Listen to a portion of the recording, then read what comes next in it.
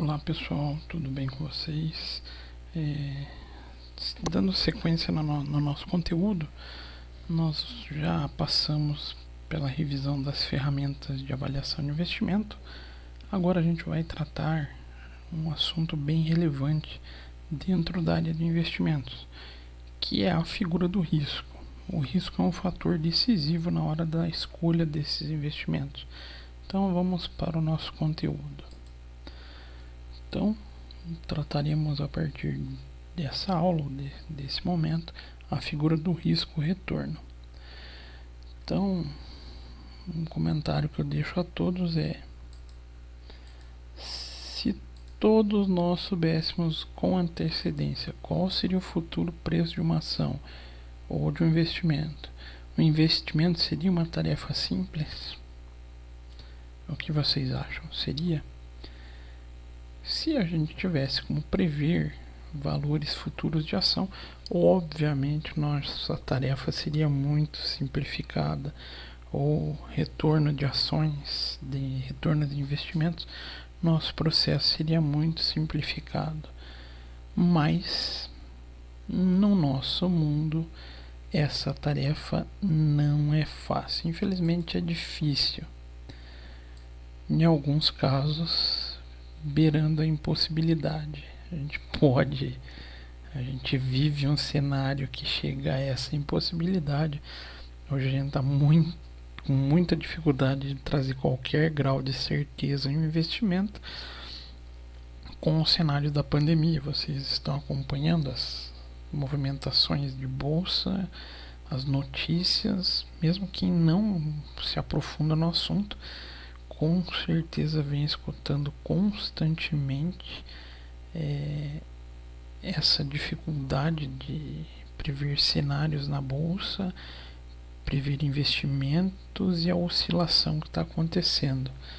Então, fazer qualquer predição com um grau de certeza é algo difícil, não é algo simples de ser feito. E a consequência, o que acontece? Os investidores se baseiam, usam do passado para tentar fazer qualquer indicação futura de risco e retorno.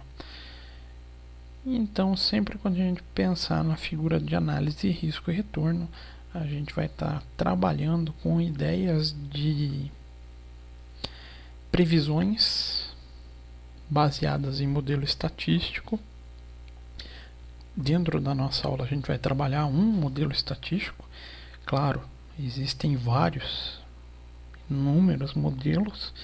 A gente vai trabalhar com os mais simples no momento, uma vez que não é o nosso foco o aprofundamento nessa área estatística aplicada a finanças, ok? Então vamos lá.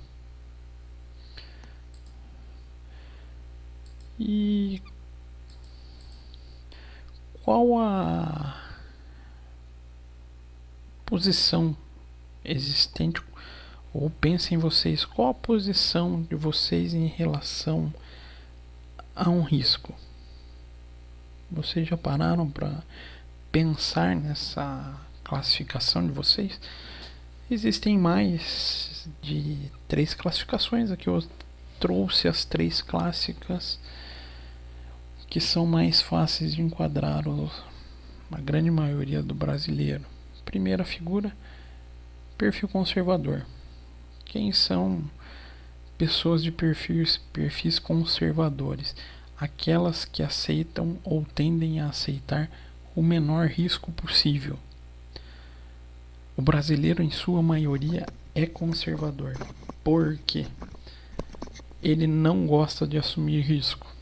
Mesmo que traga retornos maiores, ele tende a assumir riscos menores. Por isso a gente acaba vendo muita aplicação em poupança. Não rende nada. Hoje a gente pode perceber que o rendimento dela está quase a mesma coisa que um rendimento de uma conta de FGTS. Então, para ver o quanto está baixo, mas o risco é bem baixo. Aí a gente vai ter figuras moderadas, aquelas que começam a avaliar investimentos com retornos um pouco maiores, então começam a ter um pouco menos de aversão ao risco, então buscam oportunidades de investimento que tenham um risco moderado e, consequência, um retorno um pouco maior. E os investidores mais difíceis de serem encontrados no Brasil, o perfil arrojado. Quem são os investidores de perfil arrojado? Aqueles que têm menor aversão ao risco, aqueles que aceitam correr o risco em busca de retornos melhores. Ainda são poucos os que apresentam essa característica. Claro, quem tem essa característica e atua de modo seguro não necessariamente vai estar implicando na ideia de que está fazendo de forma irresponsável. Muitas vezes, na grande maioria, os investidores arrojados, eles fazem os cálculos de risco para a aceitação de melhores investimentos. Por isso a gente vai trazer essas ferramentas para vocês, ok? Então, qual que é o conceito de risco? Então, a decisão vai ser gerada através de ambientes de incerteza. Então, investimentos atrelados a ambientes de incerteza, onde vocês terão possibilidades de retorno, cenários de retorno e risco atrelado a esse cenário de retorno. Então, o risco pode ser entendido pela capacidade de se mensurar um estado de incerteza de uma decisão mediante o conhecimento das probabilidades associadas à ocorrência de determinados resultados e valores. Então, o que a gente quer dizer nesse esquema gráfico? A gente tem uma porcentagem A de uma perda, um retorno ruim. Assim como a gente vai ter uma porcentagem D de uma perda razoável, de um ganho razoável, ou uma porcentagem E de um ganho significativo. E quem vai trazer essa indicação? Quem vai trazer esse ambiente para vocês? O histórico desses investimentos. Então, conforme vocês buscam o rendimento e o risco atrelado durante períodos anteriores de investimento, vai possibilitar que vocês conheçam probabilidades de resultados futuros. Então, é uma determinação estatística, ou seja, não é previsão do futuro, é uma determinação estatística com base no passado. Tá ok? Então, em administração e finanças, o risco é a possibilidade de perder dinheiro. Então, os ativos reais ou financeiros que apresentam maior probabilidade de perda são considerados mais arriscados do que ativos com probabilidades menores de perda. E qual a tendência do ser humano? Isso do ser humano, indiferente da classificação. Sempre a busca dos ativos com menores probabilidades de perda. O ser humano, na sua essência, tem aversão ao risco. Então, a tendência é que vocês sempre busquem um investimento com menor risco. Mas vocês conhecendo a figura de risco e retorno e os cálculos para isso, vocês podem buscar os ativos com menores riscos em relação ao retorno apresentado, para daí vocês tomarem uma decisão que seja mais vantajosa para o investimento de vocês. O risco e a incerteza podem ser usados então como sinônimos em relação à variabilidade dos retornos associados a um ativo. Outras fontes de risco a gente vai acabar indicando aqui no próximo slide. O material não ficou tão legível, mas o primeiro risco, risco operacional. Então, são possibilidades da empresa arcar seus custos operacionais. Então, é uma categoria de risco. Risco financeiro, então, probabilidade de arcar com suas obrigações financeiras. Esses dois fatores de risco são específicos de dentro da empresa. Outra possibilidade, risco específico dos acionistas, que são risco de taxa de juros, probabilidade que a variação da taxa de juros afete negativamente o valor do investimento. A gente está vendo esse cenário, taxa de juros caindo, tendência que os investimentos, o retorno desses investimentos caiam. Outra possibilidade, risco de liquidez, possibilidade de um ativo não possa ser liquidado com um preço razoável de modo fácil. Então eu posso até conseguir vender num preço satisfatório, mas eu vou ter dificuldade de venda. E a outra possibilidade, risco de mercado. A possibilidade de um ativo caia por fontes de mercado independente do ativo.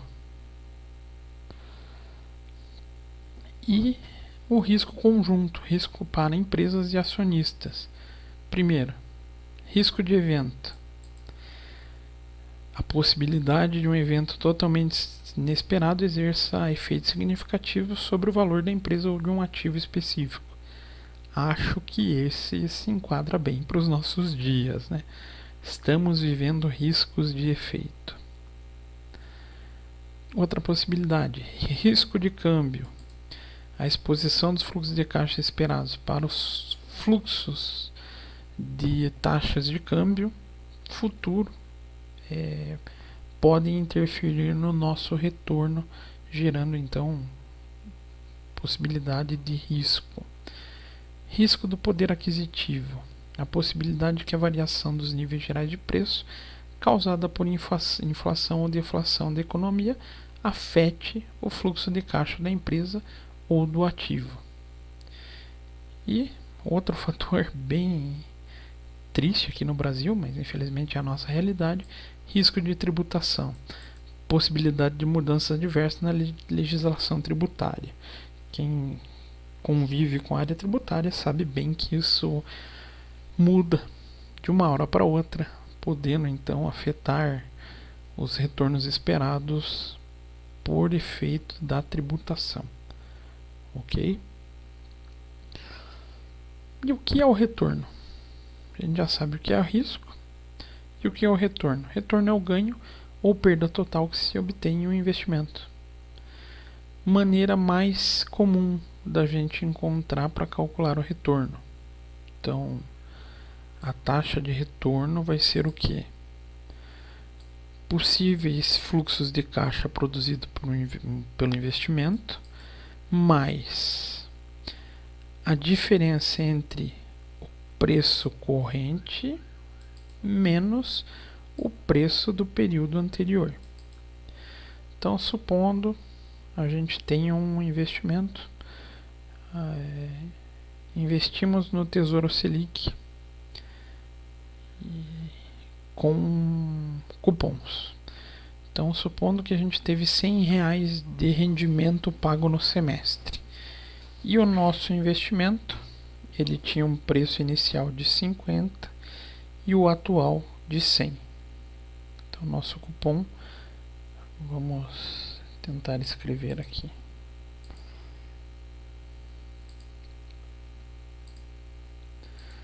O nosso cupom vai ser 100. Nosso preço atual vai ser também 100. E o nosso preço do período anterior é 50. Como ficaria esse cálculo? 100 mais 100 menos 50, o resultado disso tudo dividido por 50. Então a gente teria 150 dividido por 50. Quanto nós tivemos de retorno? Sim, esse é um retorno bem alto. Então, nosso retorno seria 150 divididos por 50. Nossa taxa de retorno é de 300%. Obviamente, um retorno desse beira o inviável, mas seria o nosso resultado do exemplo. Então, quanto que a gente ganhou efetivamente em cima do valor aplicado? Então, multiplicamos por 3 o nosso investimento. Seria um bom investimento, né? Mas óbvio, isso no mundo da ficção ou no mundo didático. Então a fórmula para se chegar a um retorno é de maneira simples, essa forma de cálculo, ok? Peraí, deixa eu voltar para meu marca-texto. Então o conceito básico de probabilidade é o que a gente vai utilizar para efeitos de cálculo de risco e retorno de modo mais seguro. Então, o conceito básico de probabilidade refere-se à possibilidade expressa em percentual de ocorrer determinado evento. Exemplo, avaliar o risco do investimento A e B. Então, temos nossos dois investimentos. Gravem bem esses números e essas probabilidades. Então, nosso investimento A tem um rendimento possível de 600, com 10% de probabilidade dele acontecer. 650, com 15% de probabilidade dele acontecer. 700, com 50% de probabilidade dele acontecer. 850, 15%. E 800, 10%. Esses são os possíveis rendimentos do investimento A. Rendimento B. A gente vai perceber aqui que nossas oscilações de resultado possível são maiores. Então a gente tem uma possibilidade de ganho até maior, de ganho mais significativo. Mas a estatística vai indicar qual investimento será melhor para a gente. Lembrando, a soma das probabilidades sempre tem que ser 100%. A gente sempre vai ter que fixar todos os possíveis resultados. Então a primeira forma é o retorno esperado. Então a primeira informação que a gente calcula é o valor esperado. O valor esperado representa a média dos vários resultados, ponderando a probabilidade de cada um desses valores acontecerem. Então, conforme a fórmula que a gente vai apresentar agora.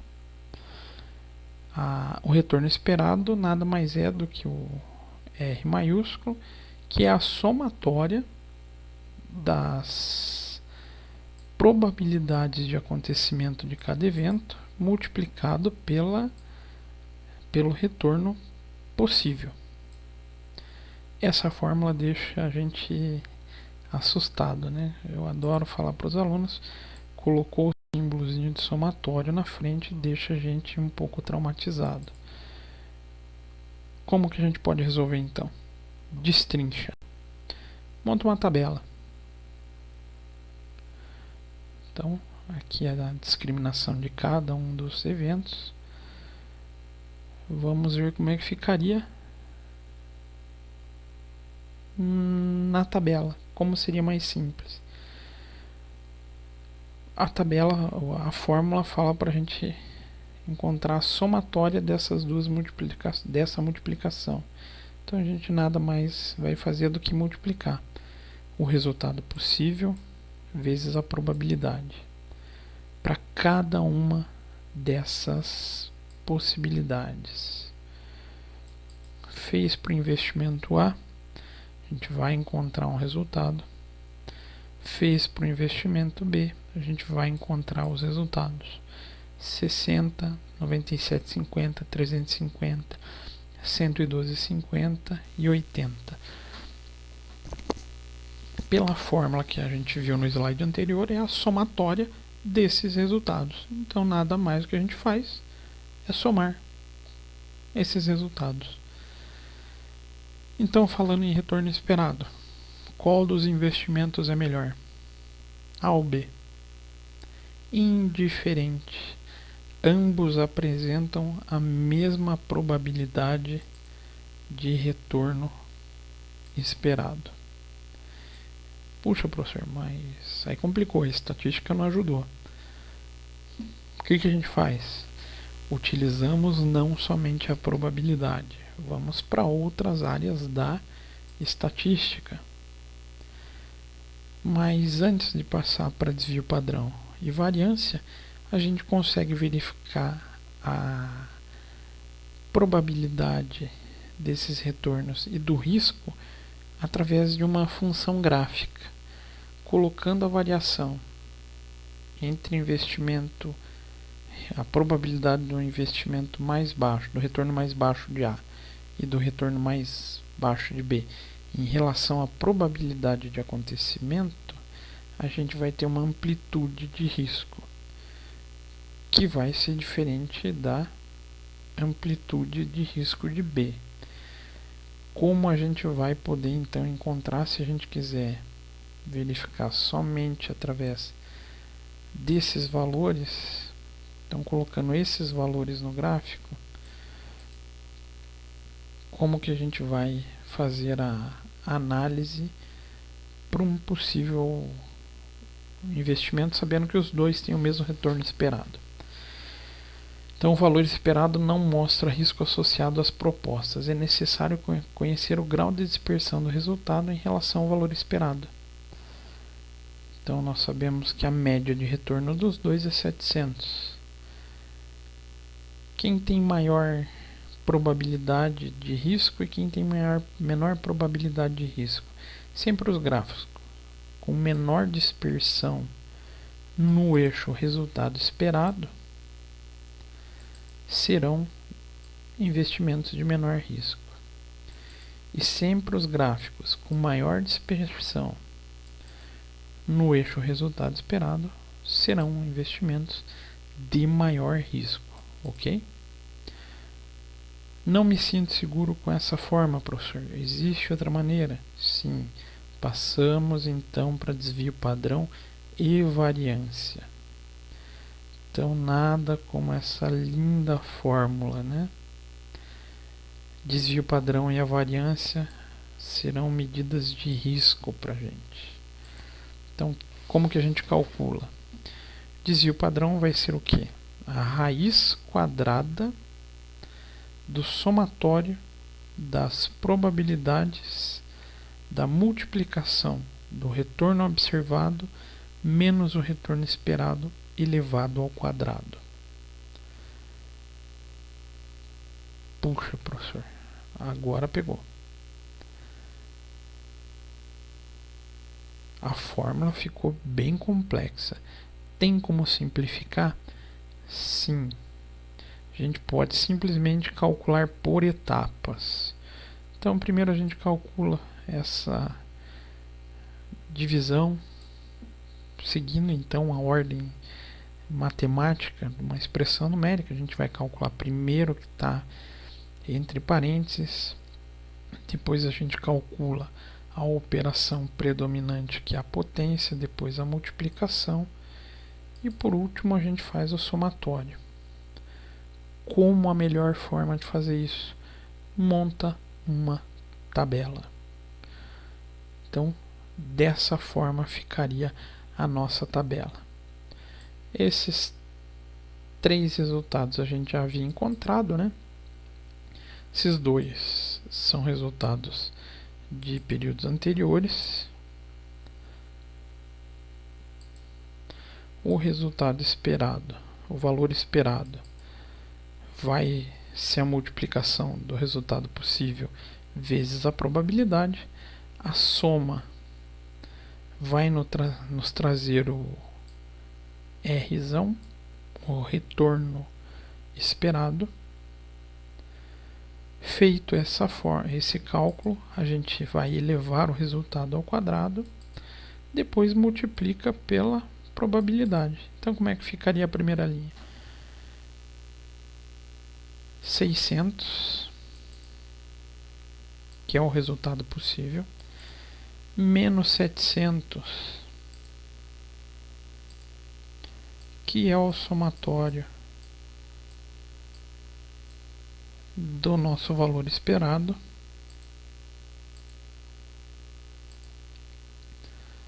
então menos 700, encontramos menos 100.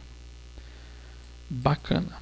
Próxima etapa, elevar ao quadrado esse resultado. Menos 100 elevado ao quadrado, 10.000. Então passamos pela terceira etapa. Nossa quarta etapa é pegar esse resultado e multiplicar por essa probabilidade. Então 10% de 10.000, R$1.000.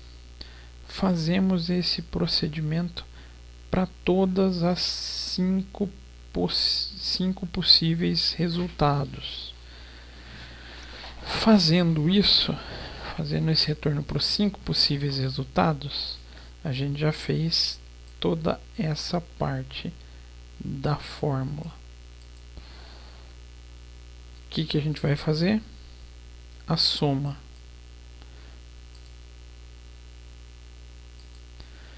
de 1.000, 3.750, 0, 375 e 1.000.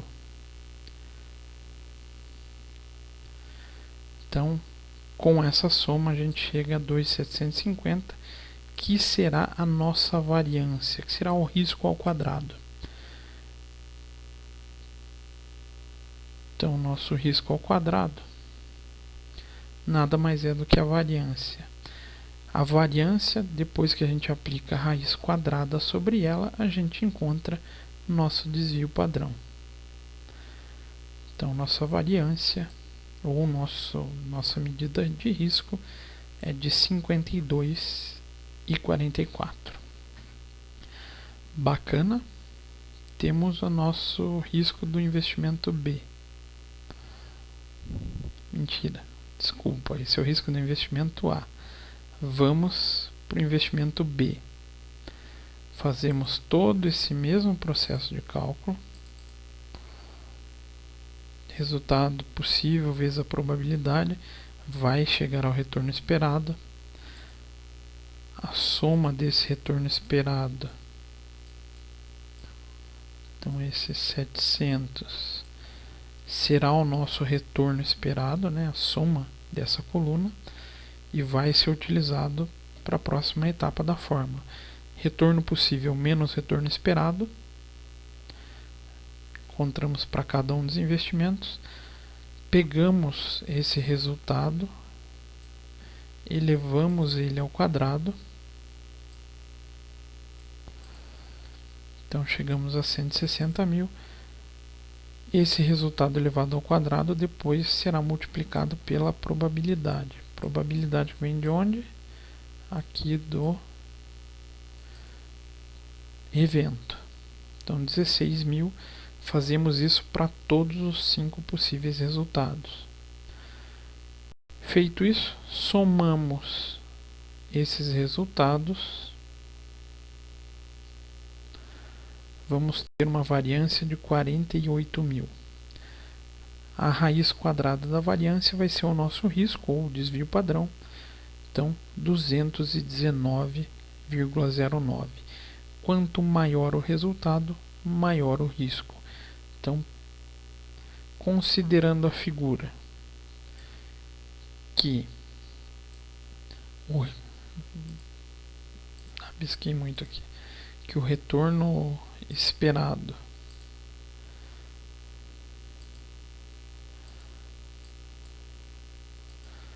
retorno esperado para ambos são iguais, mas o risco do investimento A é menor do que o do investimento B, a gente considera esse investimento como mais atraente. Bacana, esse exemplo fica fácil, professor. Por quê? Tendo em vista que o retorno esperado é igual para ambos, basta a gente descobrir qual o risco menor. E quando o retorno esperado for diferente? Tenho como fazer o cálculo? Sim. Então, retorno esperado e desvio padrão diferente, a gente vai poder decidir como? Através de um coeficiente de variação. Como que nós calculamos esse coeficiente de variação? A gente vai dividir o risco 52,44 pelo retorno esperado pelos 700. E o que ele vai representar? Ele expressa o risco por unidade de retorno esperada. Ou seja, para cada real esperado de retorno, a gente vai ter uma variação de risco, o risco esperado para cada retorno, para cada real de retorno. Então, pegando outro exemplo, o investimento Y e W, onde 24% de retorno esperado, 30% de retorno esperado e desvio padrão de ambos em 20%. Quem vai apresentar a melhor opção de investimento? A gente vai fazer a divisão, retorno esperado dividido pelo desvio padrão, vai aplicar o coeficiente de variação 0,83 e 0,66. Quem tem menor risco atrelado a cada real de retorno? O investimento Y. Então ele acaba sendo o mais vantajoso, ok? Não precisa ser em percentual, pode ser em valor da maneira que a gente encontrou nesse exemplo. A gente vai ter o mesmo resultado, a mesma funcionalidade para esse retorno. Agora, pensando nos mesmos retornos, investimento X com 24%, investimento Z com 30%, mais o risco do investimento X é 20 e o do Y, do Z, é 29. Quem vai ser o melhor investimento? Ficaria fácil, levando em consideração só o retorno. O retorno me leva a crer que é o Z, mas ele tem um maior risco. Como eu posso ter certeza matemática? Então, fazendo a aplicação do coeficiente de variação, faço a divisão de retorno esperado vezes pelo desvio padrão. Chegamos a 0,83 e 0,96. Então, para cada real eu tenho um risco de 9%, e para cada real investido eu tenho um risco de 96 e 83. Quem vai decidir, quem vai escolher a relação? Claro, vai depender de quanto cada um está disposto a assumir risco. Quem tiver mais disposto a assumir risco pode sim escolher um investimento de baixo, ele traz um retorno maior, mas ele vai estar ciente que o risco dele por unidade de retorno é maior em relação ao outro investimento. Então a escolha racional seria pelo X, mas o ser humano nem sempre faz escolhas racionais. Muitas vezes ele joga com a sorte, ele tenta a aposta para maiores resultados. Então nada impede que ele escolha o Z. Mas aqui vocês têm uma medida, uma métrica confiável para indicar quem tem o maior retorno atrelado ao risco. Então aqui fica a escolha de vocês. a tendência é vocês buscarem o coeficiente de variação mais baixo, ok?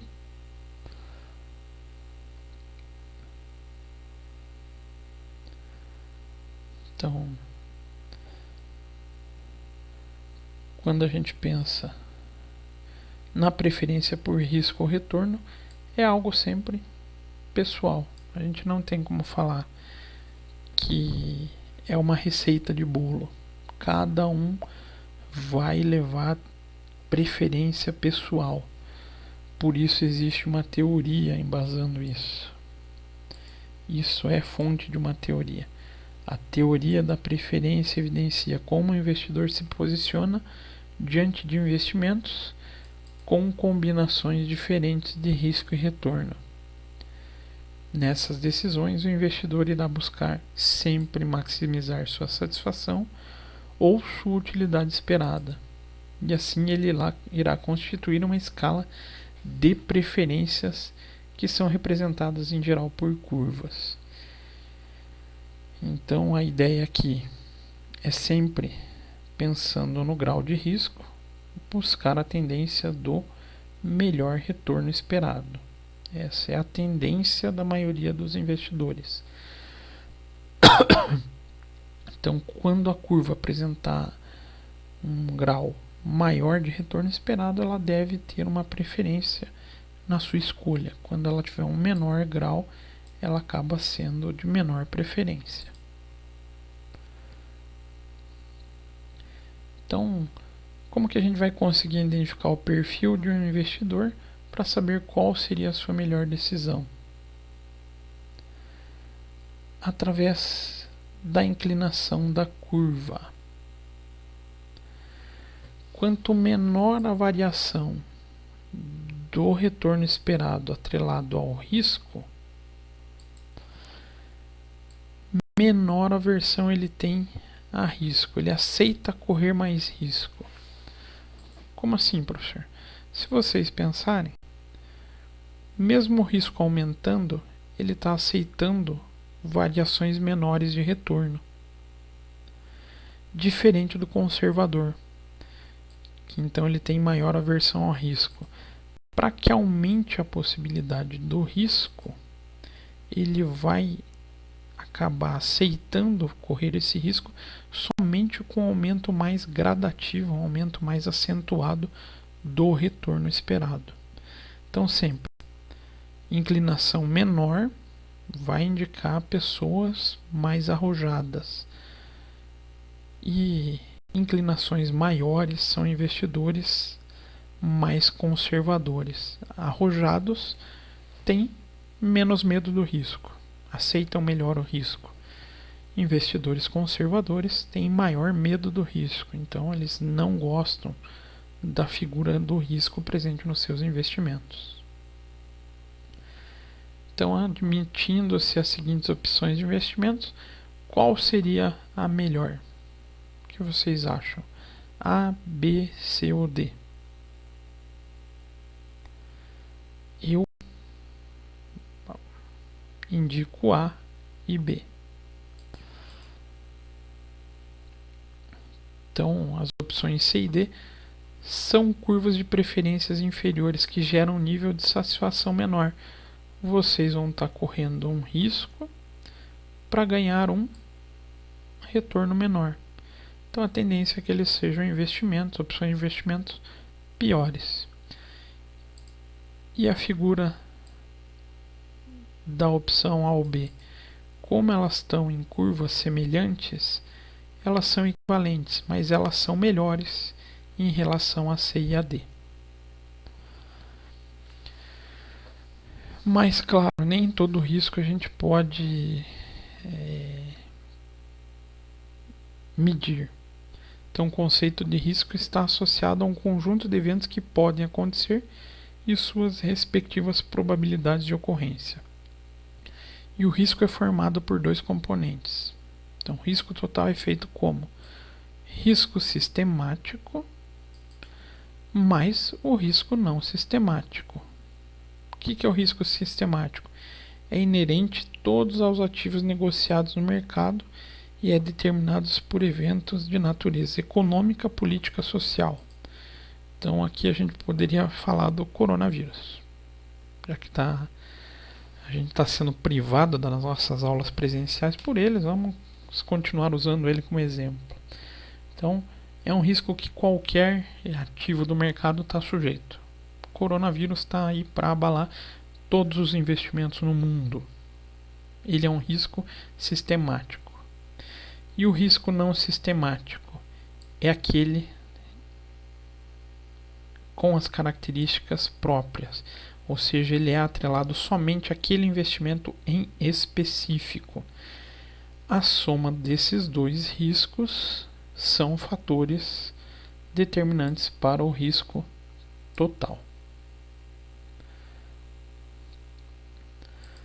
E como que a gente pode minimizar esse problema?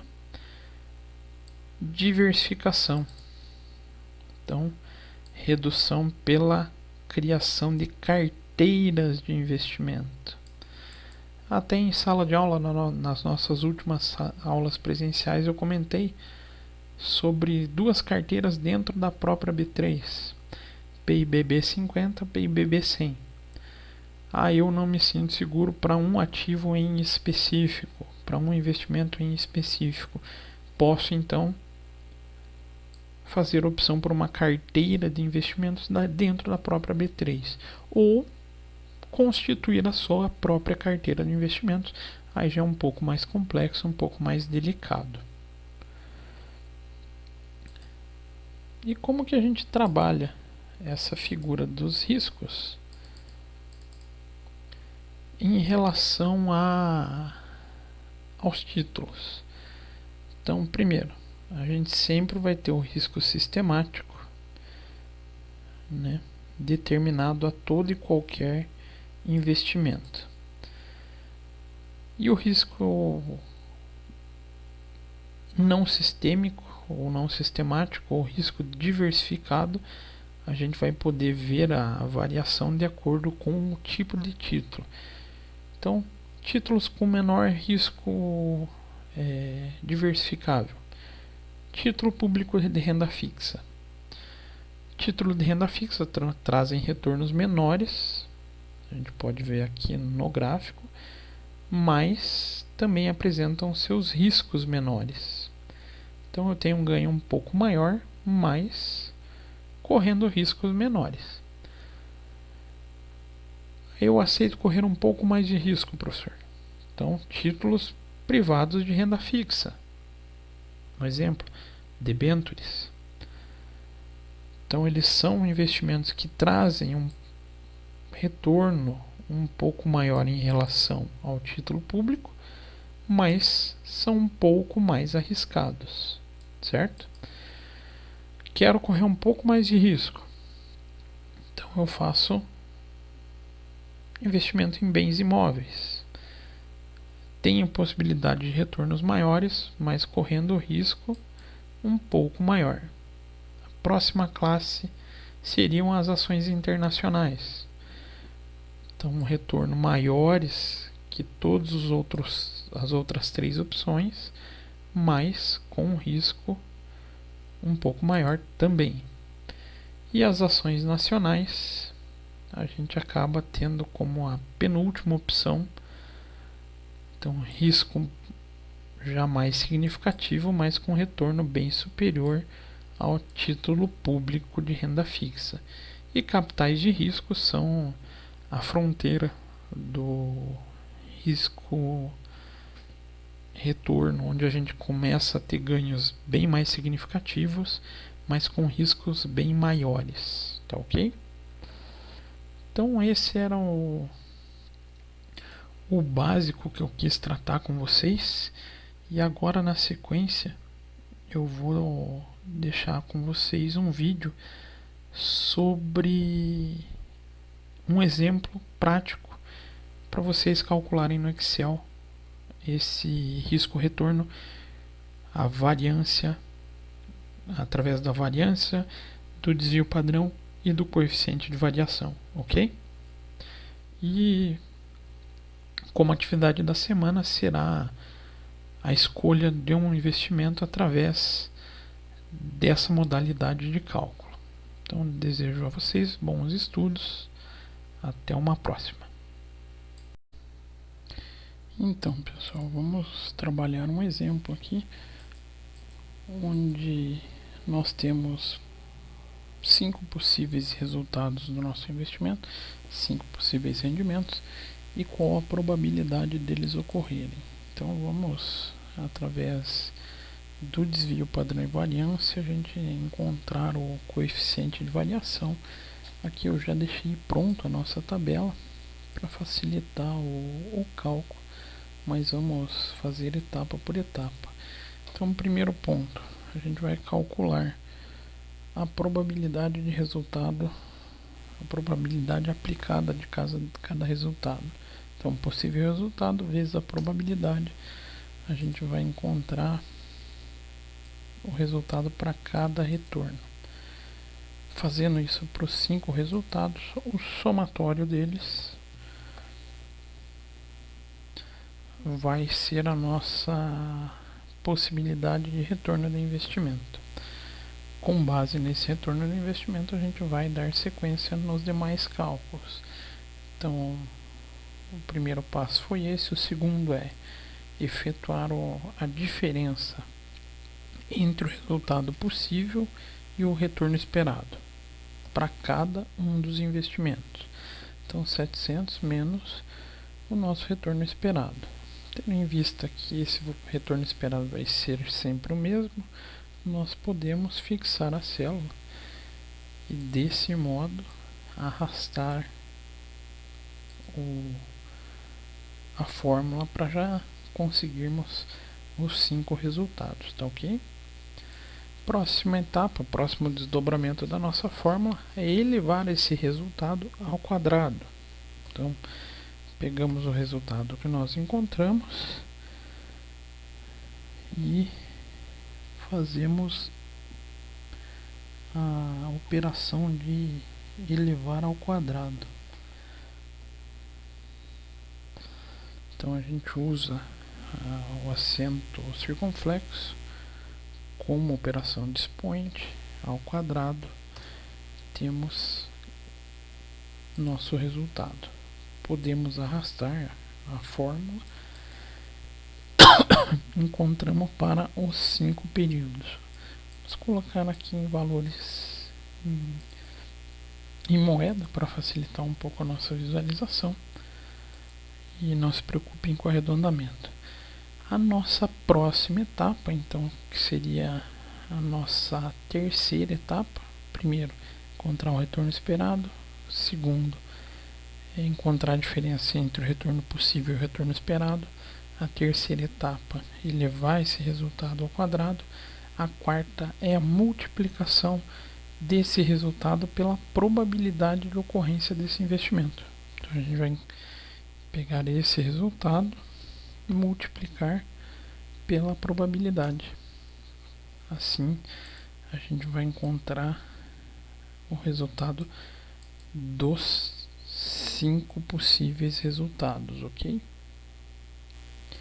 Encontrando, a gente vai poder então chegar na variância. A variância nada mais vai ser do que a soma desses resultados. Então, nossa soma